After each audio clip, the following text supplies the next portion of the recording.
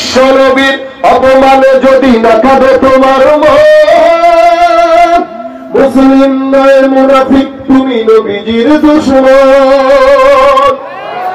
নবীর প্রেমে জীবন দেবে কে আছো নওজোয়ান, তকবীর তুলে সিংহ শাবক হও তুমি আগুয়ান। তোমার বুকে ইমানের বল, জবানে আল কোরআন, ভয় কাঁপে কাপুস সব আর নরাধম শয়তান। জীবনের চেয়ে বুকে আছে বেশি নবীজির সম্মান, কেমনে তুমি থাকবে বসে বলে তার অপমান। তুমি সাচ্চা মুসলমান, ঈমান তোমার ধন, নবীর প্রেমে জাগ্রত তুমি নির্ভীক পালোয়ান। ঠিক কিনা? আওয়াজ দিয়ে নবীর মহব্বত একসঙ্গে, সাচ্চা মুসলমান, ঈমান তোমার, নবীর প্রেমে জাগ্রত তুমি নির্ভীক। শ্রেষ্ঠ নবীর ব্যঙ্গ করে পাপিষ্ঠ আর বদনসিব, আমরা তাদের ঘৃণা জানাই, ধিকি ধিকি ধিকি শতধিক। দেখলেন, শুধু তাই নয়, আল্লাহ পাক যদিও কোন জায়গায় আল্লাহ পাক রব্বুল আলামিন ডাকছেন মোহাম্মদ, একটা জায়গাতেও শুধু বলেন নাই, যেখানে মোহাম্মদ বলেছেন সেখানে মোহাম্মদের পাশে রাসূল শব্দটাও আল্লাহ লাগায় দিয়েছেন। আমার আল্লাহ পাক রব্বুল আলামিন বলেন লাকাদ জাআকুম রাসূলুন মিন আনফুসিকুম, আল্লাহ পাক বলেন মুহাম্মাদুর রাসূলুল্লাহ। আরেক জায়গায় বলেন ওমা মুহাম্মাদুন ইল্লা রাসূল। আরেক আয়াতে বলেন মা কানা মুহাম্মাদুন আবা আহাদিন মিন রিজালিকুম ওয়ালাকিন রাসূলুল্লাহ ওয়া খাতামান নবিয়্যিন। আল্লাহ পাক রব্বুল আলামিন বলেন মুহাম্মদ তোমাদের কোন পুরুষের পিতা নয়। মুহাম্মদের এক নম্বর পরিচয় তিনি আল্লাহর রাসূল, দুই নম্বর পরিচয় এই নবী আখিরি নবী। এই নবীর পরে কিয়ামত পর্যন্ত আর কোন নবী আসার সম্ভাবনা নাই। ঠিক কিনা? এই বাংলাদেশে কাদিয়ানি যারা আছে এরা কাফের না মুসলমান? ওরা আমার নবীকে নবী মানে না। আল্লাহ পাক ডাক দিয়া কয় আমি আমার পয়গম্বরকে আখিরি নবী বানাইলাম। যারা নবুয়ত মানে না, রাসূল বলেন আমার পরে কোন নবী নাই, আসার সম্ভাবনা নাই। যদি আসতো আমার পরের নবীটাই হইতো ওমর। যেহেতু ওমর জমিনে নাই, আসার সম্ভাবনাও নাই, তার মানে কিয়ামত পর্যন্ত আর কোন নবী আসার সম্ভাবনা নাই। যারা আমার নবীকে নবী বলে স্বীকার করে না এরা মুসলমান না কাফের? আওয়াজ দিয়া কাদিয়ানীরা কি? কাফের কাফের, কাদিয়ানীরা কাফের। কিভাবে শেষ নবীর উম্মত বলে দাবি করে যদি ওই নবীর চেয়ার কাদিয়ানীরা দখল করে? কিভাবে শেষ নবীর উম্মত বলে দাবি করে যদি ওই নবীর চেয়ার কাদিয়ানীরা দখল করে? নবীজির জন্য যদি রক্তের বহে নদী, নবীজির জন্য যদি রক্তের বহে নদী, তবুও হটব না এই দাবি থেকে। কি হবে বেঁচে থেকে অযথা বিদ্যা শিখে যদি না গড়তে পারি শোষণবিহীন সমাজটাকে? ঠিক না? নবীর পরে নবী আছে। আমার পয়গম্বরকে এত মর্যাদা দিলেন, আমার নবী দুনিয়াতে আসবেন কে কেমনে ডাকবে আল্লাহ পাক রব্বুল আলামিন শিখা দেয়। খবরদার নবীকে নাম ধরে ডাকবা না। ইয়া আইয়ুহাল্লাযীনা আমানু লা তাজআলু দুআ আর-রাসূল বাইনাকুম কাদুআই বা'দিকুম বা'দা। অমুক ভাই তমুক ভাই, অমুকে তমুক সে, সম্মানিত মানুষদেরকে, এলাকার খতিবদেরকে, মুহতামিমদেরকে দুনিয়ার কোন মানুষ নাম ধরে ডাকে না, সম্মান দিয়ে লকব দিয়ে ডাকে। আল্লাহ পাক সুন্দর করে শিখা দেয় এ উম্মতের দল, তোমরাও যখন আখিরি নবী পয়গম্বরকে ডাকবা নাম ধরে নয়, রাসূল বলে ডাকবা। এত মর্যাদা আল্লাহ পাক আমার নবীকে দিলেন, যার কারণে এই দুনিয়াতে অসংখ্য নবী রাসূল আছে। সমস্ত নবী রাসূলরা এত সম্মান এত মর্যাদা আল্লাহর তরফ থেকে দেয় নাই যতটুকু আপনার আমার পয়গম্বর মুহাম্মদ রাসূলুল্লাহ পেয়েছেন। নবী আসার আগে আল্লাহ পাক রব্বুল আলামিন দুনিয়াতে জন্ম নেবেন, কোন জায়গায় আসবেন, কোন জায়গায় হিজরত করবেন, নাম কি হবে, কোন এলাকায় যাবেন, আবহাওয়া কেমন হবে, সবকিছু আল্লাহ পাক রব্বুল আলামিন আগেই সমস্ত কিতাবগুলোতে বর্ণনা করেছেন। ভাইরা আমার, আবু বকর সিদ্দিক রাদিয়াল্লাহু তাআলা আনহু একবার শামে গেলেন ব্যবসার জন্য। ওখানে যাওয়ার পর ঘুমের ভিতরে স্বপ্ন দেখে আসমান থেকে বিশাল বড় পূর্ণিমার চাঁদ আবু বকরের কোলে হাজির। আল্লাহর নবীর সাহাবী আবু বকর রাদিয়াল্লাহু তাআলা আনহু তখনো পর্যন্ত মুসলমান হয় নাই। আপনার আমার নবী তখনো পর্যন্ত নবীও হয় নাই, নবীও হয় নাই, আবু বকর মুসলমান হয় নাই। আবু বকর গেলেন শামে ব্যবসার জন্য। ওখানে যে ঘুমের ভিতরে স্বপ্ন দেখলো আসমান থেকে বিশাল বড় পূর্ণিমার চাঁদ আবু বকরের কোলের মধ্যে হাজির হয়ে গেছে। আবু বকর রাদিয়াল্লাহু তাআলা ঘুম থেকে জেগে গেলেন, সুন্দর করে একটা পাদ্রীর কাছে চলে যায়, ব্যাখ্যাবিদের কাছে, যে ডাক দিয়া বলে, ও ব্যাখ্যাবিদ, আমি একটা ঘুমের ভিতরে চমৎকার স্বপ্ন দেখলাম, আসমানের পূর্ণিমার চাঁদ আমি আবু বকরের কোলে হাজির। আপনি একটু দয়া করে এই স্বপ্নের ব্যাখ্যাটা আমাকে বর্ণনা করে শোনায় দেন। এবার ব্যাখ্যাবিদ ডাক দিয়া বলতেছে, তুমি স্বপ্ন দেখলা আসমানের চাঁদ তোমার কোলে, আসো তোমার নামটা কি একটু বলো। আবু বকর ডাক দিয়া, আমার নাম আবু বকর, বাড়ি কোথায়? বলে মক্কা। ব্যাখ্যাবিদ ডাক দিয়া বলে, হ্যাঁ আবু বকর, তোমার নাম আবু বকর, বাড়ি তোমার মক্কা, তোমার কপাল বলে, তোমার নাম বলে, তোমার এলাকার নাম বলে, তোমার কপাল অনেক উন্নত মানের কপাল। তুমি জানো না এই স্বপ্ন দেখলে, এই স্বপ্ন এত দামি এত দামি, এই স্বপ্ন তুমি ছাড়া তো আর কেউ দেখতে পারে না। আবু বকর ডাক দিয়া বলে, আমার স্বপ্নের ব্যাখ্যাটা আগে আমার শোনা দেন। আল্লাহ নবীর সাহাবী আবু বকর যখন শুনাইতে বললেন, ব্যাখ্যাবিদ সুন্দর করে শোনায় দেন। মনে রাখবা, অচিরেই তোমাদের ভিতর থেকে একজন নবী আসবে, আবির্ভাব হবে। তাকুনু ওয়াজিরান ফি হায়াতিহি ওয়া খলিফাতান বা'দা মামাতিহি। অচিরেই মক্কার জমিনে শাহজামানের নবী মুহাম্মদুর রাসূলুল্লাহ সাল্লাল্লাহু আলাইহি ওয়াসাল্লামের আবির্ভাব হবে। জমিনের ভিতরে তুমি আবু বকর বেঁচে থাকা অবস্থায়, ওই নবী বেঁচে থাকা অবস্থায় তুমি আবু বকর ওই নবীর সাহাবী হইবা, আর ওই নবীর ইন্তেকালের পর ইসলামের সর্বপ্রথম খলিফা তুমি আবু বকর হবা। ব্যাখ্যাটা দামি না কম দামি? কথা কয় না, দামি না কম দামি? এত বড় ব্যাখ্যা আবু বকর আমি এই ব্যাখ্যা কাউকে বলি নাই, আমার বাবাকেও বলি নাই, মাকেও বলি নাই, দিদিকেও বলি নাই, সন্তানকেও বলি নাই। আমার মধ্যে আমার আল্লাহর মধ্যে সীমাবদ্ধ। কেউ জানে না। আবু বকর শাম থেকে মক্কার জমিনে রওনা হয়ে গেলেন। যাওয়ার পর মক্কার হালত বুঝার জন্য মানুষকে ডাক দিয়ে কয়, ভাইরা আমার, মক্কার কি হাল আমাকে একটু বর্ণনা করে শোনো। মক্কার কাফেররা কয়, আবু বকর, মক্কার সব হালত ভালো, একটা অবস্থা খারাপ।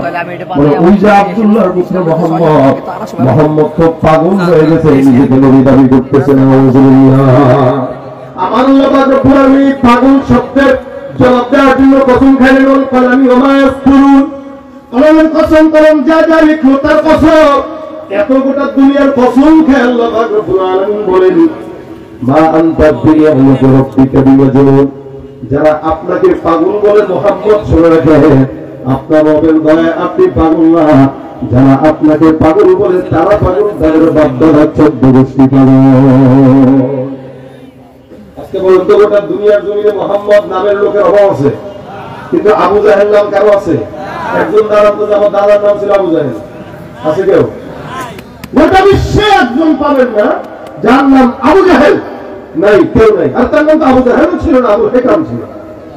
আল্লাহ পাক রব্বুল আলামিন লাঞ্ছনার কতটুকু নির্দেশ করে নিলে গোটা দুনিয়ার মানুষ থেকে আবু জাহেল লাগাইছিলেন। আর সারা বিশ্বে একজনের নাম পাবেন না যার নাম আবু জাহেল, কিন্তু মুহাম্মদ গোটা দুনিয়ার প্রত্যেকটা মানুষের অন্তরে এবং গলার মালা হিসেবে রয়ে গেছে। এত দাম আল্লাহ পাক দিয়েছেন, আর আবু জাহেলের সম্মান এত নিচে নিয়েছেন। এখন গোটা দুনিয়ার বিশ্বের যত মুসলমান আছে, মক্কায় যাওয়ার পর আবু জাহেলের বাসার মধ্যে পায়খানা করার জন্য সিগন্যাল ধরে দাঁড়ায় থাকে। আবু জাহেলের বাসা যেখানে ছিল, ওটা এখন হাজী সাহেবদের টয়লেট হয়ে গেছে, বাথরুম। আমি গত 2-3 বছর আগে একবার তাওয়াফ করে হারাম থেকে বেরোচ্ছি, একটা মুরব্বী আমাকে দেখে বলতেছে, বাজার আবু জাহেলের বাসা কোনটা? দৌড়ে দৌড়ে যেতেছে। এর ভাব সব দেখে আমার কাছে মনে হইলো কাকার মনে হয় চাপ লাগছে।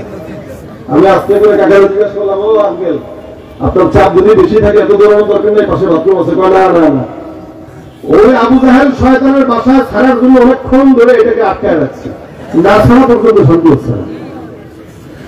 আল্লাহ কাছে আমার নবীকে লাঞ্ছনা করছিস, পাগল করছিস, গোটা দুনিয়ার মানুষের কাছে তোকে পাগল বানায় রাখলাম, এবং তোর বাসায় হাজী সাহেবদের টয়লেট বানায় রাখছে। হাজী সাহেবরা যাবে, মন ভরে ছাড়বে। আল্লাহ পাক আপনাদেরকে সবার তৌফিক দান করুন। আর মুহাম্মদের নাম রাসূল বলেন, তোমাদের ঘরে যদি মুহাম্মদ থাকে ওই ঘরে আল্লাহ পাক বরকত দান করবেন। মুহাম্মদ নাম প্রত্যেকটা মানুষের গলার মালা, ঠিক কিনা বলেন? এই মুহাম্মদ নামের জন্য এই মুহূর্তে যদি কাউকে ডাক দেওয়া হয় যে রাসূলের নাম রক্ষার জন্য জীবন দেওয়া লাগবে, দিবেন না? দিবেন না? এটাই হলো মুহাম্মদের প্রেম, সম্মান। দেখেন আবু বকর বলেন, কি সমস্যা করে মুহাম্মদ পাগল হয়ে গেছে? কেন? নিজের নবী বলতেছে, আল্লাহ কি আর লোক পান নাই? وقالوا ما لهذا الرسول ما لهذا يأكل الطعام ويمشي في الأسواق। আমাদের মতো খায়, বিয়ে শাদীও করে, বাচ্চাও আছে, বাজারেও যায়। নবী তো আলাদা হবে, কেমন হবে? খ্রিস্টান মতো হবে। আল্লাহ কয়, না না, আমি তোমাদের মতো করে তোমাদের ভিতর থেকে দিলাম। এরা রাসূলকে পাগল বলেন নবুয়তি দাবি করার কারণে। আবু বকর কয়, আচ্ছা যদি মুহাম্মদ নিজেকে নবী বলে মনে করে তাহলে তার সাথে আমার কিছু বোঝাপড়া আছে। তার কাছে গেলে কেমনে কেমনে জানি কথা বলে, পাগল হয়ে যাবা। এটা হাদিসে আসছে, ফি সাউতিহি সাহর, নবীর কথায় জাদু ঢুকাই দিয়েছে আল্লাহ পাক রব্বুল আলামিন। এই জাদু দুনিয়ার কোন মানুষের ভিতরে নাই, যেটা মুহাম্মদ রাসূলুল্লাহ ভিতরে দিয়েছে। তার জবানের কথার কারণে অসংখ্য মানুষ ইসলাম গ্রহণ করে ফেলেছে। সুবহানাল্লাহ। কালকে করেন আমি তো বলে বসি গড়ডাঙ্গার বাড়িতে আছি, সম্পূর্ণ মধ্যে উল্লেখ করে বলে সব নারী জাতি থাকেন, পর্দা নিয়েই থাকেন আপনারা। যখন ঘুরে বলেন আল্লাহু আকবার, সব ঈমান দুর্বল মানুষ বলে দিচ্ছে, কিন্তু সদর সাহেবের এলাকা আল্লাহু আকবার, সারা দুনিয়ার মানুষ সদর সাহেবকে চিনে কি চিনে না? চিনে কি চিনে না? ভাইরা আমার, আপনারা সেই মাটির মানুষ। আবু বকর বলে, মুহাম্মদের সঙ্গে আমার দেখা করা দরকার। গেছেন রাসূল সাল্লাল্লাহু আলাইহি ওয়াসাল্লামের সাথে আবু বকরের 2 বছরের পার্থক্য ছিল। বন্ধু বাল্যকালে কি কি কি শুনলাম, কি শুনছো? তুমি নাকি নবী হইছো? মানে মানুষ ভালো ডিগ্রি অর্জন করলে বন্ধু এমনি তুমি নাকি ওইটা পাইছো, গাহা পাইছি না, মিষ্টি খাওয়াও। আবু বকর কয়, তুমি নাকি নবী হইছো? হ্যাঁ, দলিল দাও। তো তুমি আমার বাল্যকালের বন্ধু, তুমি এমনি নবী দাবি করো, আমি বিশ্বাস করবো? এটা হয় না। নবী যে হয়েছে এটা দলিল দাও। আমার দলিল, দলিল কি? রাসূল বলেন, দলিল দরকার? বলে হ্যাঁ। দলিল যদি দেই মানবা? 100% মানবা, আমার কাছে দলিলের প্রমাণ আছে। তুমি যেটা দিবা ওটা যদি মিলে যায় বুঝবো তুমি নবী। আবু বকর রাদিয়াল্লাহু তাআলা বলেন, দলিল দাও। রাসূল বলেন, কি দলিল লাগবে? বলে হ্যাঁ। الدليل على ما أدعي رؤياك التي رأيتها بالشام। আমার নবুয়তের দলিল, শাম দেশে গিয়েছো ব্যবসার জন্য, ঘুমাইছো, ঘুমের ভিতরে স্বপ্ন দেখেছো, আসমান থেকে পূর্ণিমার চাঁদ তোমার করে হাজির। আমার নবুয়তের সর্বপ্রথম দলিল তোমার শাম দেশে ঘুমে দেখা স্বপ্নের ব্যাখ্যা। দলিল আছে না? আছে। আবু বকর কয়, মাশাআল্লাহ, এটা মিলে গেল। আমার দলিল যা, তোমার দলিল ওটা, আর কোনো টেনশন নাই। ইয়া রাসূলুল্লাহ, আপনি আখির নবী, আপনার হাতে আমার হাতটা রেখে পড়া দেন, লা ইলাহা ইল্লাল্লাহ। আবু বকর মুসলমান হয়ে গেছে। নবীর দলিল একটাই কাজ। আবু বকর বলে, মুহাম্মদ, আমার এই স্বপ্নের ব্যাখ্যা দুনিয়ার কোন মানুষ জানে না, কাউকে বলে হাতটাকে দিলে কি পর্যন্ত না। কে জানে? আল্লাহ। আমি মাঝখানে তুমি, যেই নবী, যেই বান্দা মক্কার জমিনে থেকে শামের ব্যবসা, শামের ব্যাখ্যা বলতে পারে, নিঃসন্দেহে সে নবী ছাড়া অন্য কেউ হতে পারে না। এতটুকু সম্মান আল্লাহ পাক আপনার রাসূলকে দিয়েছে। শুধু তাই নয়, সমস্ত নবীরা দুনিয়াতে আসার পর উম্মত আসছে। দুনিয়াতে যতদিন ছিল ততদিন উম্মত ছিল। দুনিয়াতে নাই কি তেমন উম্মত নেই?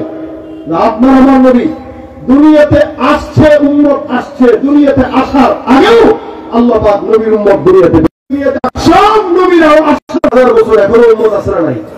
কিয়ামত পর্যন্ত আসে না নাই? এই মুহাম্মদের উম্মতকে একটু জানা দেন, লিল্লাহি মাত্র 23 বছর। এর ভিতরে মক্কায় হযরত কম কোয়ালিটি কি রকম? আনতা বিনিআমাতি রাব্বিকা বিমাজনুন ওয়া ইন্না লাকা লাআজরান গায়রা মামনুন। আল্লাহ পাক এত নিয়ামত দিয়েছেন, কিয়ামত পর্যন্ত এই নিয়ামত আল্লাহর নবীর উপর আল্লাহ পাক লিখে রাখছেন, দিয়েই যাবেন কিয়ামত পর্যন্ত। নবীর যেই মুজিজা, এগুলো আল্লাহ পাক জমিনে বিদ্যমান রাখবেন। সবচেয়ে বড় মুজিজা যেটা রেখেছেন সেটা কোরআন। ইয়ামানের বাদশা নাম একটা ছিল তুব্বা হিমিয়ার। এই বাদশা একদিন মদিনায় একটা গভর্নর পাঠালো। মদিনার আগের নাম ছিল ইয়াসরিব। ইয়াসরিবের গভর্নর পাঠাইলো। ইয়াসরিবের মানুষ ইয়ামানের বাদশার গভর্নরকে হত্যা করে ফেলছে। খুব শুনেন, গভর্নর হত্যা করে ফেলছে। ইয়ামানের বাদশার মেজাজ গরম হয়ে গেছে। ইয়ামান কিন্তু দামি একটা এলাকা। রাসূল সাল্লাল্লাহু আলাইহি ওয়াসাল্লাম ইয়ামানের উপর হাদিসও বর্ণনা করেছেন। এই ইয়ামানের বাদশা বিশাল বড় একটা জামাত নিয়ে ইয়াসরিব শহর তথা মদিনাকে ধ্বংস করার জন্য রওনা হয়েছে। যাচ্ছেন তো যাচ্ছেন, সাথে পাদ্রী। তো মদিনা শহরে যখন ঢুকছে ইয়ামানের বাদশা, পাদ্রী আবহাওয়া দেখে দেখে বলতেছে, বাদশা বলে কি আপনি যে এলাকায় ঢুকছেন এই এলাকা আমার দিল বলতেছে সাধারণ কোনো এলাকা না। বলে কেমনে? এলাকার আবহাওয়া, এলাকার নাম, এলাকার পরিস্থিতি, মানুষ, এলাকার সব কিছু মিলে আমি পূর্ববর্তী কিতাবের এলেম অনুযায়ী বলতেছি এটা ওই এলাকা যে এলাকায় আখিরি নবী মুহাম্মদুর রাসূলুল্লাহ মক্কা থেকে হিজরত করে আসবে।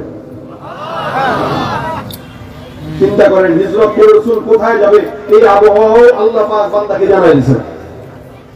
কত সম্মান দিয়ে আল্লাহ পাক এটা করেন।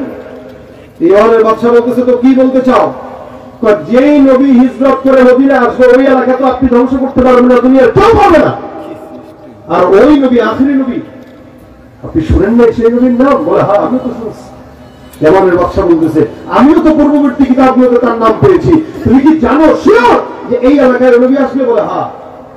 ইয়ামানের বাদশা বলেন, যদি মক্কার নবী আরবের নবী মুহাম্মদুর রাসূলুল্লাহ হিজরত করে মদিনায় আসে, আমি আমাদের বাদশা তুব্বা হিমিয়ারে বললাম এই এলাকার ধ্বংস করব তো দূরের কথা, আমি এর পূর্ববর্তী কিতাবগুলোতে মুহাম্মদের নাম শুনলাম, তার সম্পর্কে আমি জেনেছি এই এলাকায় যদি মুহাম্মদ আসে তোমরা আমার সঙ্গে যারা সাক্ষী থাকো, আমি আমাদের বাদশা তোমাদেরকে সাক্ষী রেখে ওই আখিরি নবী মুহাম্মদুর রাসূলুল্লাহর উপর ঈমান নিয়ে আসলাম।